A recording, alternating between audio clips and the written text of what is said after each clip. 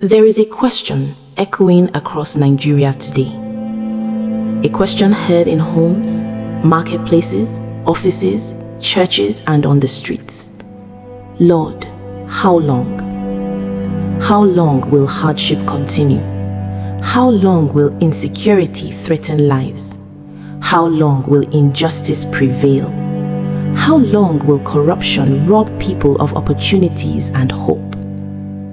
Interestingly, this is not a new question. More than 2,000 years ago, a prophet named Habakkuk stood before God with the same burden. He looked at his nation, Judah, and saw violence, corruption, oppression, and failing leadership. The righteous were suffering, and the wicked seemed to prosper. So Habakkuk cried out, "O Lord, how long shall I cry, and you will not hear?" This was not the cry of an unbeliever. It was the cry of a faithful man trying to understand a painful reality. Like many Nigerians today, Habakkuk knew God was real. He simply wondered why God seemed silent. Then God answered. God told Habakkuk that he was aware of everything happening. Nothing had escaped his attention. He was already working, even though Habakkuk could not see. But the answer was not what the prophet expected.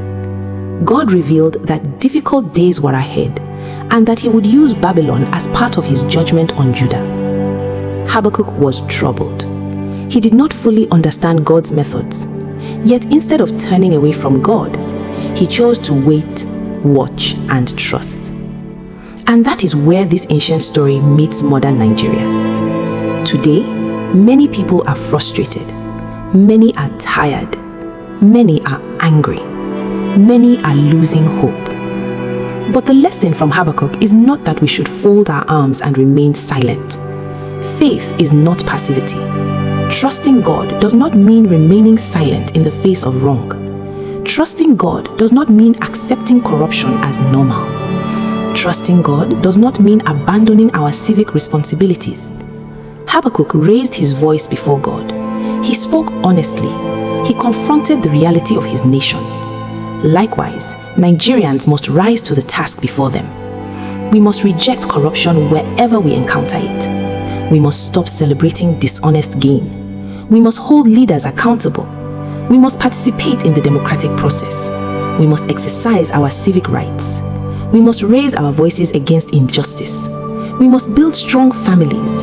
We must raise responsible children. We must be the change we pray for. Because a nation cannot be transformed by prayers alone while its people refuse responsibility. Prayer and responsibility must work together. Faith and action must work together. Hope and courage must work together. Yet even as we work, speak, and engage, we must never lose sight of God. For in the middle of Habakkuk's questions, God gave a statement that has echoed through generations. The just shall live by faith, not by fear, not by despair, not by hopelessness. The just shall live by faith. Faith is believing that God still reigns when circumstances suggest otherwise.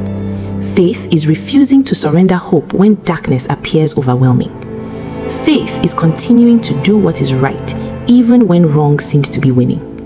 And that is exactly what Habakkuk did. By the end of the book, the situation around him had not changed. The economy had not improved. The future was still uncertain. But the prophet himself had changed. He moved from panic to peace, from confusion to confidence, from questioning to worship. And he declared, "Though the fig tree does not blossom, and there is no fruit on the vine, yet I will rejoice in the Lord." What a remarkable statement. Not because everything was fine, but because God was still God. Nigeria may be facing difficult times, but difficult times are not a reason to abandon faith. They are a reason to strengthen it. This is not the time for Nigerians to give up. This is not the time to retreat into silence. This is not the time to surrender to corruption, fear, or despair. This is the time to pray. This is the time to speak. This is the time to act. This is the time to build. This is the time to vote wisely. This is the time to demand accountability. This is the time to stand for truth. And above all, this is the time to trust God. Like Habakkuk, let us watch. Like Habakkuk, let us wait. Like Habakkuk, let us work. Like Habakkuk, let us trust. For the God who heard Habakkuk still hears today. The God who saw Judah still sees Nigeria. And while we do all within our power to build a better nation, may we never forget the words that carried a prophet through one of the darkest moments in his nation's history. The just shall live by faith.